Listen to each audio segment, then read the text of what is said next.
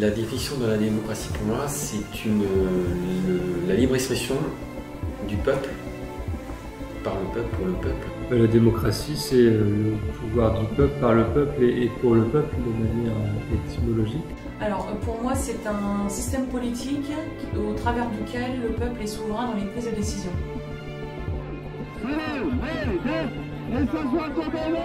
France has known many social crises in the past 50 years. From May 68 to the Yale Vest movement, the country was deeply shaken by protests. In January 2023, Prime Minister Elisabeth Borne announced a reform on retirement, creating a wave of protests across the country. In March, after weeks of unsettled debate at the Assemblée nationale, the Prime Minister passed the reform using the 49.3 article, meaning there was no vote from MPs. From then, the fracture between the government and the people deepened to the point where social dialogue was broken, and people lost trust in their president, who seemed to be unable to calm things down. Is France facing a democratic, political or constitutional crisis? Is the country heading to a revolution? Elisabeth Borne decreed the use of the 49.3 article on the Social Security System law, which involved pushing back the age of retirement to 64 years instead of 62.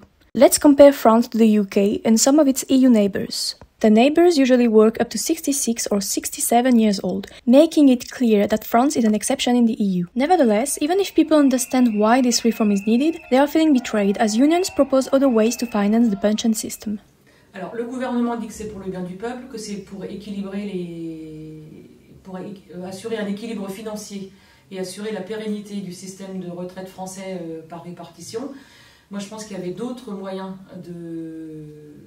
d'assurer cet équilibre, notamment de faire pression sur le MEDEF pour augmenter les salaires.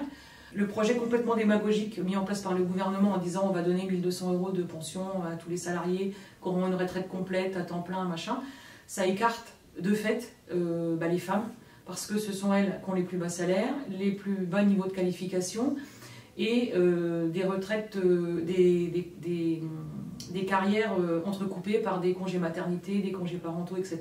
Et ce sont souvent elles qui ont les temps partiels.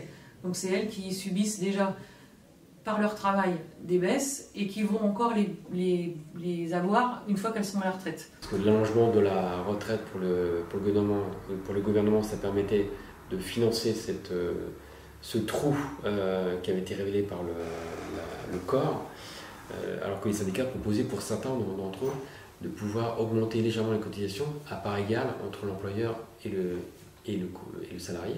Sur le recul de l'âge légal de 2 ans, c'est pas rien, travailler 2 ans de plus pour un habitant et un citoyen, ça aurait nécessité d'avoir un débat beaucoup plus long. Aside from the retirement age, what triggered people and definitely doomed the social dialogue between unions and Emmanuel Macron is the way the law was implemented. We have seen an increase of protesters in Paris right after the use of the 49.3 article, showing that this is what fueled the demonstrations. It is not the first time that the 49.3 article has been used for passing laws on the topic of the social security system. However, when used in the past, the government didn't have a majority at the Assemblée nationale and therefore skipped the MP's vote to ensure that their law was passed. Si on parle du point de vue juridique, le gouvernement a passé sa réforme des retraites par un procédé prévu par la Constitution. Moralement, moi je pense que c'est déloyal. Il a utilisé ce moyen-là dans la mesure où il n'était pas du tout certain d'obtenir une majorité absolue à l'Assemblée nationale en cas de vote. At the last legislative elections, the government won a relative majority, which can enable them to win votes and pass their laws. On pouvait potentiellement interroger la question des retraites, mais certainement pas en 3 semaines de débat à l'Assemblée nationale sans avoir enclenché de dialogue social avec les corps intermédiaires. Ça, c'est un reproche qu'on peut faire au gouvernement et peut-être même au président de la République, Emmanuel Macron, qui a très peu de goût pour les corps intermédiaires, à commencer par les syndicats. Je pense que même pour le Parlement, il n'y a pas eu réellement d'estime de ce qu'est le rôle du Parlement dans notre démocratie. Le gouvernement n'a pas tenu compte de l'opinion de la rue, ni de l'unité intersyndicale, qui était un signal fort envoyé au gouvernement, parce que cette unité intersyndicale, on ne l'avait pas vue depuis au moins 20 ans en France. Bon, on l'a bien vu à travers cette crise sur la réforme des retraites. Ils ont l'impression de ne pas être entendus. Et de plus, je pense que ça a révélé effectivement une sorte de mépris de l'expression du suffrage universel à travers les représentants du peuple que sont les députés. Et c'est une forme de déni de démocratie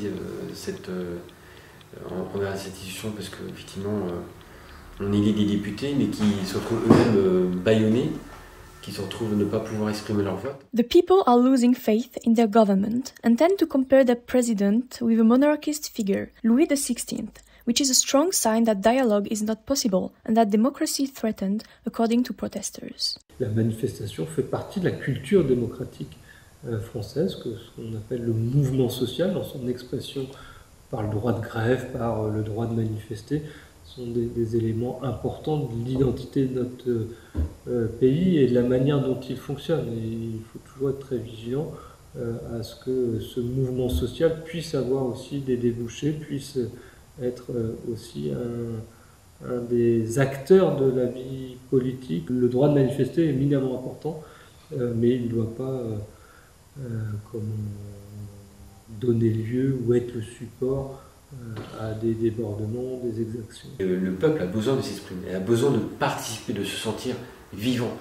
Et quand on vole le suffrage ou l'expression du peuple, on met en place une sorte non seulement de défiance, mais de volonté de changer le système, et qui peut amener à une expression de violence verbale ou physique, comme on l'a vu ces 4 derniers mois, ces 5 derniers mois. Pour l'instant, le gouvernement n'apporte pas de réponse à cette demande d'expression, de participation de tous les Français. Oui, pour moi, c'est une forme de crise démocratique, parce que, comme on dit tout à l'heure, la volonté, le choix du peuple n'est pas respecté, encore moins à travers ses représentants, qui sont les députés. Cette crise révèle vraiment un mal-être général, un dysfonctionnement de l'exécutif qui semble être enterré dans sa tour d'ivoire et ne voit pas ce qui se passe concrètement sur le terrain.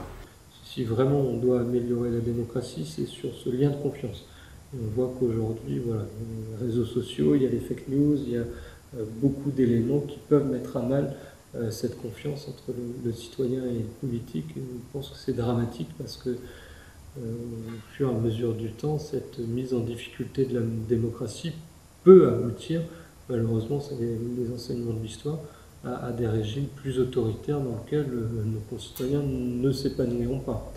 Donc cette relation de confiance est pour moi vraiment dans le cœur de notre démocratie et il faut être très très vigilant à cela. On a affaire